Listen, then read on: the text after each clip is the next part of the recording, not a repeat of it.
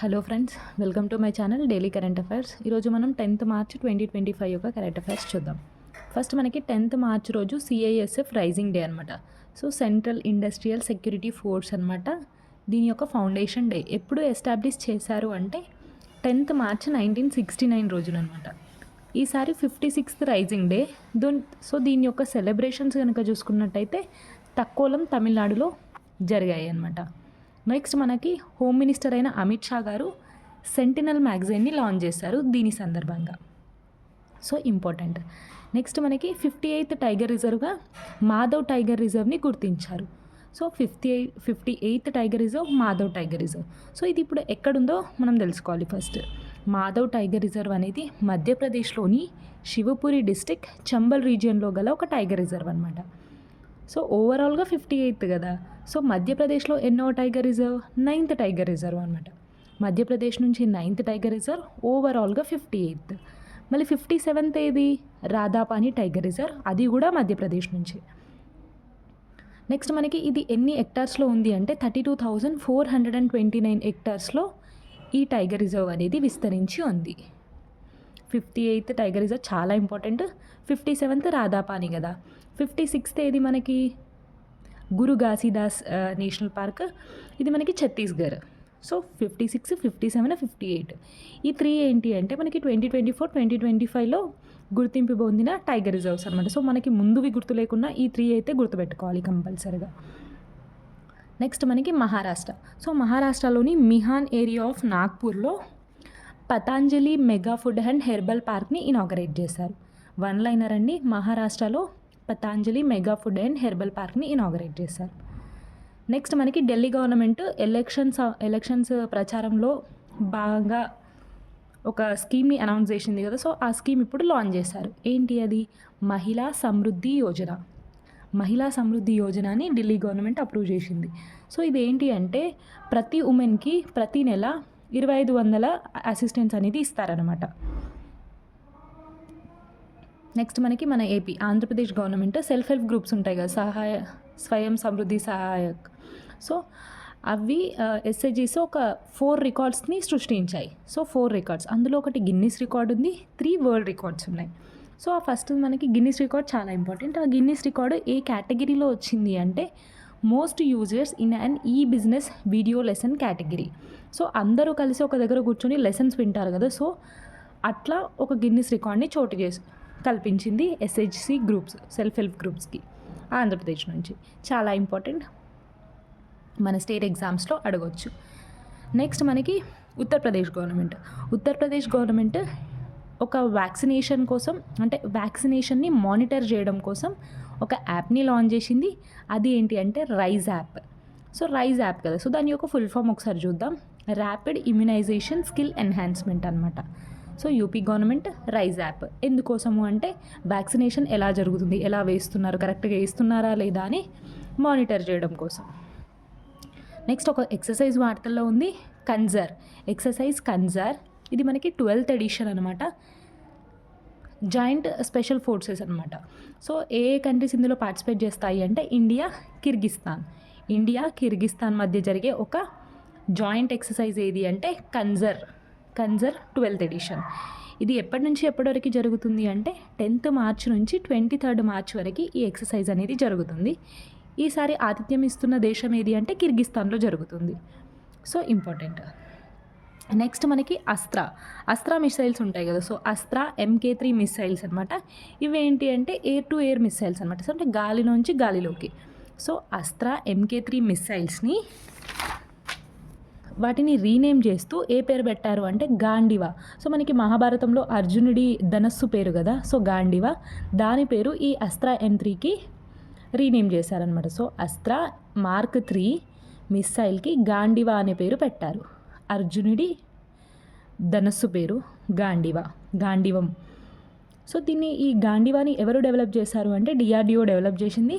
దీని యొక్క రేంజ్ కనుక చూసుకున్నట్టయితే 340 కిలోమీటర్స్ రేంజ్ ఇదనమాట. నెక్స్ట్ మనకి ఇస్రో వార్తల్లో ఉంది. ISRO is developing LOX methane rocket engine.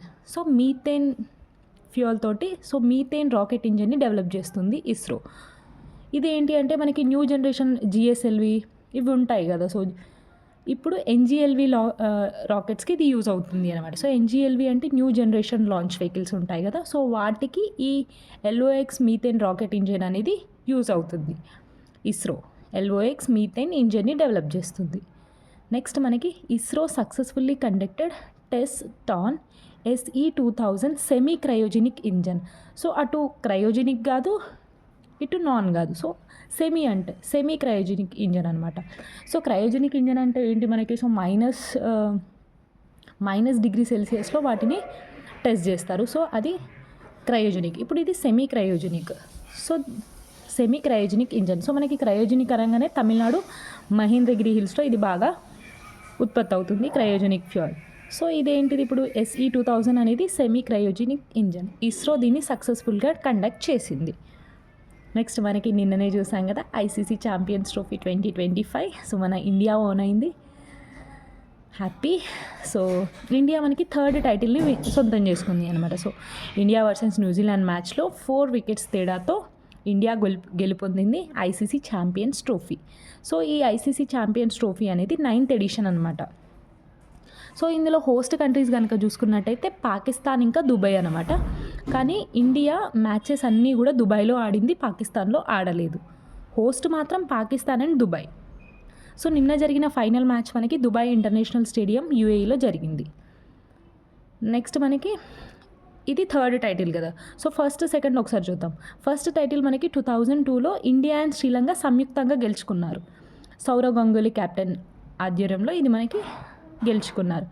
Next మనకి సెకండ్ టైటిల్ 2013లో MS ధోని ఆధ్వర్యంలో గెలుచుకున్నారు, ఇంగ్లాండ్ని డిఫీట్ చేసి. థర్డ్ టైటిల్ మనకి ఈసారి 2025 న్యూజిలాండ్ని డిఫీట్ చేసి రోహిత్ శర్మ గారి క్యాప్టెన్సీలో గెలుచుకున్నారు. సో ఈసారి ప్లేయర్ ఆఫ్ ది టోర్నమెంట్ ఎవరికి వచ్చింది అంటే రచిన్ రవీంద్ర గారికి. ప్లేయర్ ఆఫ్ ది టోర్నమెంట్ లేదా సిరీస్ అన్న ఒకటే, రచిన్ రవీంద్ర గారికి. Next player of the match కనుక చూసుకున్నట్టయితే Rohit Sharma. Player of the match Rohit Sharma గారికి. సో మనకి ఈ ICC ఛాంపియన్స్ ట్రోఫీ అనేది ఎప్పుడు స్టార్ట్ అయింది అంటే 1998లో స్టార్ట్ అయింది. అప్పుడు సౌత్ ఆఫ్రికా విన్ అయింది వెస్టిండీస్ పైన. సో ఈసారి ICC ఛాంపియన్స్ ట్రోఫీలో 15 మ్యాచెస్ ఆడారు, 8 కంట్రీస్ అనేవి పార్టిసిపేట్ చేశాయి. సో చాలా ఇంపార్టెంట్, మనకి ఎగ్జామ్లో పక్కా బిట్ ఉంటుంది. దాని తర్వాత మనకి ఇది ఏంటిది ICC ఛాంపియన్స్ ట్రోఫీ. ఒకవేళ ODIs కనుక చూసుకున్నట్టయితే ఇండియా ఎన్నిసార్లు విన్ అయింది అంటే 1983లో ఒకసారి విన్ అయింది, 2011లో విన్ అయింది. ODIs 2 times, 1983, 2011. అదే ICC 3 times. నెక్స్ట్ T20 కూడా 2 times. ఒకటి 2007లో, లాస్ట్ ఇయర్ మనకి 2024లో T20 వరల్డ్ కప్. సో ఇవి మొత్తం ఇండియా ఎన్నిసార్లు విన్ అయింది అనేది. సో ఈ ICC ఛాంపియన్స్ ట్రోఫీలో మనకి మోస్ట్ వికెట్స్గా ఎవరు అంటే మ్యాట్ హెన్రీ అనమాట. Matt Henry most wickets. So player of the tournament, player of the match, most wickets, ఈ 3 గుర్తుపెట్టుకోవాలి. మనకి స్కోర్ ఎంత, మన ఇండియాది 254 స్కోరు, న్యూజిలాండ్ది 251. So important ICC champions trophy 9th edition. Next మనకి India clinches their 5th Asian women's kabaddi title. So kabaddi title Asia women's kabaddi title అనేది India won అయింది 5th టైం. అసలు ఈ కబడ్డీ టోర్నమెంట్ జరిగిందే 6 times. ఒక్కసారి సౌత్ ఆఫ్రికా గెలిచింది, ఇఫ్ ఐఎమ్ నాట్ రాంగ్. ఒకసారి south Africa గెలిచింది, మిగతావన్నీ కూడా కబడ్డీ మన ఇండియానే గెలిచింది. ఈసారి ఇండియా వర్సెస్ ఇరాన్ జరిగింది, ఇండియా విన్ అయింది. సో టోటల్గా 7 teams పార్టిసిపేట్ చేశాయి. ఎక్కడ జరిగింది అంటే తెహ్రాన్, ఇరాన్లో జరిగింది. So India own in 5th Asian women's kabaddi title. అసలు జరిగిందే 6 times అండి, ఇండియా 5 times గెలవడం నాట్ అన్ ఈజీ, చాలా గ్రేట్. నెక్స్ట్ మనకి ATP కిగాలి ఛాలెంజర్ టైటిల్ అనమాట. సో దీన్ని ఎవరు విన్ అయ్యారో చూద్దాం. ఎవరు విన్ అయ్యారు అంటే సిద్ధాంత్ బాంటియా ఇంకా అలెగ్జాండర్ దోన్స్కీ. సో వీళ్ళిద్దరు కలిసి మనకి ATP కిగాలి ఛాలెంజర్ టైటిల్ని విన్ అయ్యారు. సిద్ధాంత్ బాంటియా ఇంకా అలెగ్జాండర్ దోన్స్కీ. నెక్స్ట్ మనకి వరల్డ్ పారా అథ్లెటిక్స్ గ్రాండ్ ప్రిక్స్ 2025 ఎక్కడ జరగబోతుంది అంటే జవహర్లాల్ నెహ్రూ స్టేడియం న్యూఢిల్లీలో జరుగుతుంది, March 11th నుంచి 13th వరకు. సో ఇది మొత్తం అయిపోయినాక దాని వివరాలు చూద్దాం. కాకపోతే జస్ట్ ఇప్పుడు వెన్యూ ఎప్పటి నుంచి అప్పటి వరకు జరుగుతుంది. జవహర్లాల్ నెహ్రూ స్టేడియం న్యూఢిల్లీలో వరల్డ్ పారా athletics grand prix 2025 March 11th నుంచి 13th వరకు జరుగుతుంది. సో మనకి ఇది చాలా important, SCOT satellite. So SCOT శాటిలైట్ని ట్రాన్స్పోర్టర్ 12 రాకెట్ ద్వారా లాంచ్ చేశారు. సో ట్రాన్స్పోర్టర్ 12 రాకెట్ అనేది స్పేస్ ఎక్స్కి సంబంధించిన ఒక రాకెట్ అనమాట. ఈ స్కాట్ శాటిలైట్ని ఎవరు లాంచ్ చేశారు అంటే మనకి దిగంతర అనే ఒక ప్రైవేట్ స్టార్టప్ బెంగళూరుకి సంబంధించిన స్టార్టప్ అనమాట. సో ఇది స్కాట్ శాటిలైట్ యొక్క మెయిన్ ఉద్దేశం ఏంటి అంటే మనకి అంతరిక్షంలో పేరుకుపోయిన వ్యర్థాలు ఉంటాయి కదా. సో శాటిలైట్స్ లాంచ్ అయినాక అది వాటి యొక్క పీరియడ్ అయిపోయాక అవి అక్కడనే మిగిలిపోతాయి. సో వాటిని అబ్జర్వ్ చేయడానికి, స్పేస్ డెబ్రిస్ని, అంతరిక్ష వ్యర్థాలను అబ్జర్వ్ చేయడానికి ఈ స్కాట్ శాటిలైట్ అనేది ఉపయోగపడుతుంది. సో ఇదేంటి అంటే world first commercial space surveillance satellite అనమాట. సో స్కాట్ శాటిలైట్ దిగంతర స్టార్టప్ దీన్ని లాంచ్ చేసింది స్పేస్ ఎక్స్ సంబంధించిన ట్రాన్స్పోర్టర్ 12 రాకెట్ ద్వారా. ఇంపార్టెంట్. నెక్స్ట్ మనకి సునీతా విలియమ్స్ గారు ఎట్టకేలకు మన ఇండియాకి వచ్చేస్తున్నారండి భూమిపైకి. సో సునీతా విలియమ్స్ ఇంకా బుచ్ విల్మోర్ మనకి ఎప్పుడు వెళ్ళారు, June 5, 2024లో వాళ్ళు స్పేస్లోకి వెళ్ళారు 10 days కోసం. కానీ బికాజ్ ఆఫ్ సమ్ కొంచెం అందులో సాంకేతిక సమస్యల వల్ల వాళ్ళు అక్కడే చిక్కుపోయారు. సో 9 months అవుతుంది. సో వాళ్ళు ఇప్పుడు రాబోతున్నారు మళ్ళీ భూమిపైకి. సో అప్పుడు వెళ్ళింది దేంట్లో అంటే బోయింగ్ స్టార్ లైన్స్ ద్వారా వెళ్ళారు, వాళ్ళు స్పేస్లోకి వెళ్ళారు. బట్ ఇప్పుడు వాళ్ళు రావాలి అంటే దేన్ని అంటే స్పేస్ ఎక్స్కి చెందిన క్రూ 10 రాకెట్ని పంపిస్తున్నారు. సో స్పేస్ ఎక్స్కి చెందిన క్రూ 10 రాకెట్ ద్వారా వాళ్ళని భూమిపైకి తీసుకొస్తున్నారు. సో ఇంపార్టెంట్ సునీతా విలియమ్స్ ఇంకా బుచ్ విల్మోర్. నెక్స్ట్ మనకి తెలంగాణకి సంబంధించింది చాలా ఇంపార్టెంట్. దేశంలోనే తొలి ఐకానిక్ కేబుల్ బ్రిడ్జ్ అనమాట. దేశంలోనే తొలి ఐకానిక్ కేబుల్ బ్రిడ్జ్ని ఎక్కడ ఇనాగ్రేట్ చేస్తున్నారు అంటే కృష్ణా నది పైన సోమశిల వద్ద. సోమశిల ఇట్స్ టూరిస్ట్ డెస్టినేషన్ కదా. సో సోమశిల అక్కడ దీన్ని ఎస్టాబ్లిష్ చేయబోతున్నారు. దేశంలోనే తొలి ఐకానిక్ కేబుల్ బ్రిడ్జ్ అనమాట కృష్ణా నది పైన సోమశిల వద్ద. ఇదేంటి అంటే 800 meters ఉంటుంది. దీనికోసం 1062 కోట్లు వెచ్చిస్తున్నారు. నెక్స్ట్ మనకి మొన్ననే ఉమెన్స్ డే జరిగింది కదా. సో దాంట్లోకి సంబంధించిన ఒక అంశం, మన ఆంధ్రప్రదేశ్ గవర్నమెంట్ ర్యాపిడోతో ఒక ఒప్పందం కుదుర్చుకుంది. అంటే 1000 ఉమెన్ డ్రైవర్స్ని ఇంకల్కేట్ చేయడానికి. సో మనకి నార్మల్గా ర్యాపిడో అంటేనే మనకి బాయ్స్ ఉంటారు కదా. సో ఇప్పుడు ఏంటంటే ఉమెన్ డ్రైవర్స్కి చేర్చడానికి ఏపీ గవర్నమెంట్ ఒప్పందం కుదుర్చుకుంది ర్యాపిడోతో. నెక్స్ట్ మనకి తెలంగాణ గవర్నమెంట్కి సంబంధించి ఇందిరా మహిళా శక్తి మిషన్ని మన సీఎం గారు లాంచ్ చేశారు. సో 2,82,552 సంఘాలకు 22.794 కోట్ల 22 లక్షల చెక్కులు అనేది పంపిణీ చేశారు. నెక్స్ట్ దీంతోపాటు రుణ బీమా మరియు ప్రమాద బీమా కోసం 44 కోట్ల 80 లక్షలు ప్రకటించారు సీఎం గారు. నెక్స్ట్ వీళ్ళకి మహిళా శక్తి సంఘాలకి 1000 మెగావాట్ల సోలార్ ప్లాంట్స్ని కూడా ఇస్తున్నారు అనమాట. సో ఇందిరా మహిళా శక్తి మిషన్ ఇంపార్టెంట్, కొన్ని ఇందులో హైలైట్స్ ఇవి. నెక్స్ట్ మనకి DPIIT MoU with Mercedes Benz India.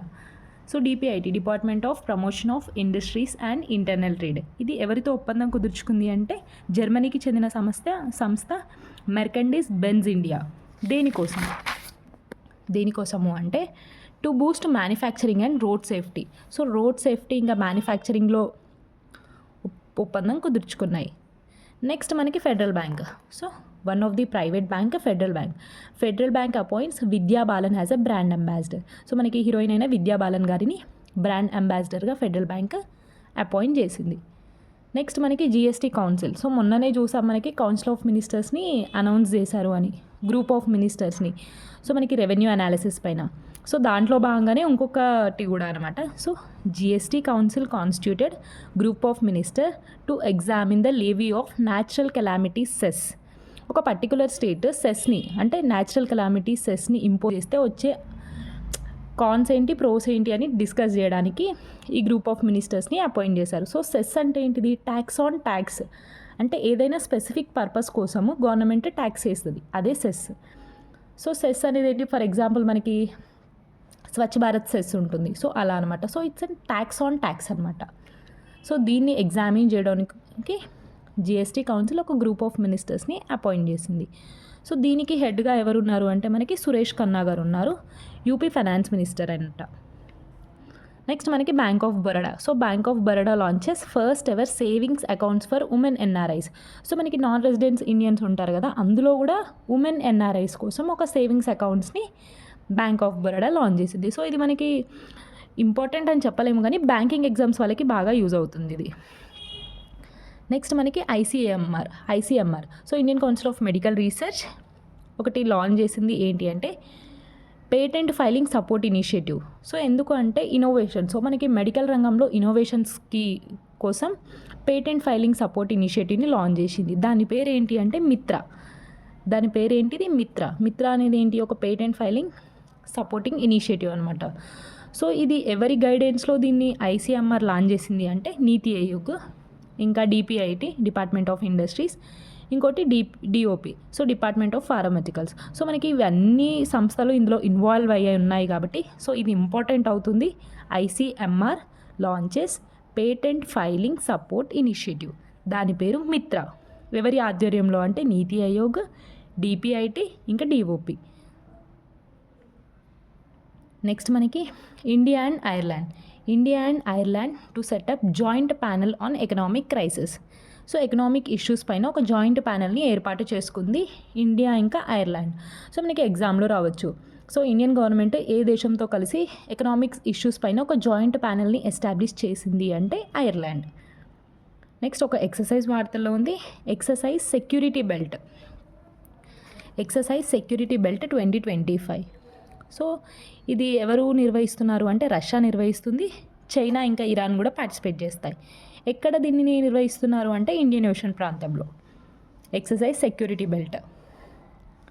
Next మనకి 10th మార్చ్ రోజు international day of women judges. So international day of women judges ఎప్పుడు అబ్జర్వ్ చేస్తారు అంటే 10th మార్చ్. నెక్స్ట్ వి రామస్వామి గారు చనిపోయారు. సో ఫార్మర్ సుప్రీంకోర్టు జడ్జి అనమాట. సో మాజీ సుప్రీంకోర్టు న్యాయమూర్తి అయిన వి రామస్వామి గారు చనిపోయారు. నెక్స్ట్ మనకి 69th CSW so commission on the status of women.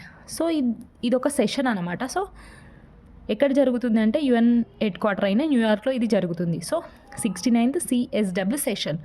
So దీనికి మన ఇండియా నుంచి డెలిగేట్స్ వెళ్తారు కదా. సో ఇండియా నుంచి మెంబర్స్ వెళ్తే వాళ్ళని ఎవరు లీడ్ చేస్తున్నారు అంటే మనకి యూనియన్ మినిస్టర్ అయిన women and child development minister Annapurna Devi గారు ఆ టీమ్ని లీడ్ చేస్తున్నారు అనమాట. So Annapurna Devi will lead Indian delegates. ఎక్కడ అంటే 69th CSW సెషన్లో. ఎక్కడ జరుగుతుంది? న్యూయార్క్లో జరుగుతుంది. నెక్స్ట్ మనకి ఫైరింగ్ స్క్వాడ్. సో యుఎస్ఏ ఏం చేసింది, ఆఫ్టర్ 15 years తర్వాత ఒక ఎగ్జిక్యూషన్ని ఇస్తుంది, ఫైరింగ్ స్క్వాడ్ అనమాట. సో లైక్ మనకి కాల్చి చంపుతారు కదా, సో నిందితుల్ని, అది అనమాట. So firing squad after 15 years తర్వాత దీన్ని ఎగ్జిక్యూట్ చేస్తుంది యుఎస్ఏ. నెక్స్ట్ మనకి క్లస్టర్ బాంబ్ కన్వెన్షన్ అనేది 2008లో ఏర్పాటైంది, 2010 నుంచి అమల్లోకి వస్తుంది. సో దీంట్లో నుంచి లిథువేనియా అనే కంట్రీ ఎగ్జిట్ అయింది. సో క్లస్టర్ బాంబ్ కన్వెన్షన్ నుంచి ఎవరు ఎగ్జిట్ అయ్యారు అంటే లిథువేనియా. నెక్స్ట్ మనకి ఇంకో ఎక్సర్సైజ్ వార్తల్లో ఉంది, ఎక్సర్సైజ్ సీ డ్రాగన్ అనేది నేవల్ ఎక్సర్సైజ్ 7th edition అనమాట. ఎవరు దీన్ని హోస్ట్ చేస్తున్నారు అంటే యుఎస్ఏ హోస్ట్ చేస్తుంది. ఎప్పటి నుంచి అంటే March 9th నుంచి 4th నుంచి 19th వరకు. Exercise see dragon March 4th నుంచి 19th వరకు జరుగుతుంది. ఎక్కడ అంటే coast of Guam western pacific ocean, USA దీన్ని కండక్ట్ చేస్తుంది. సో మనకి ఇది ఎందుకు ఇంపార్టెంట్ అయింది అంటే మన ఇండియన్ నేవీ కూడా ఇందులో పార్టిసిపేట్ చేస్తుంది. ఎక్సర్సైజ్ సీ డ్రాగన్లో మన ఇండియన్ నేవీ కూడా పార్టిసిపేట్ చేస్తుంది. నెక్స్ట్ మనకి నూకలు ఉంటాయి కదా మనకి, సో వాటిపైన ఇండియా బ్యాన్ని లిఫ్ట్ చేసేసింది. సో బ్యాన్ని తీసేసింది. So India lift ban on 100% broken white rice sources అనమాట. సో నూకల పైన బ్యాన్ని తీసేసింది. సో ఇది మనకి 2022లో దీనిపైన బ్యాన్ విధించింది. సో మనకి అప్పుడు మన దగ్గర ఎక్స్పోర్ట్ చేసేంత లేకపోయేది, అంటే స్వయం సమృద్ధిగా లేము, మనకే సరిపోలేవు అన్నట్టుతోటి బ్యాన్ విధించింది, నూకలు ఎక్స్పోర్ట్ చేయదు వేరే కంట్రీస్కి అని. సో ఇప్పుడు ఆ బ్యాన్ని తీసేసింది అనమాట. So India lift ban on 100% broken white rice sources. So ఇది ఈరోజుటి కరెంట్ అఫైర్స్. సో వీడియో కనుక నచ్చినట్టయితే లైక్ చేయండి, షేర్ చేయండి అండ్ సబ్స్క్రైబ్ చేసుకోండి. Thank you so much.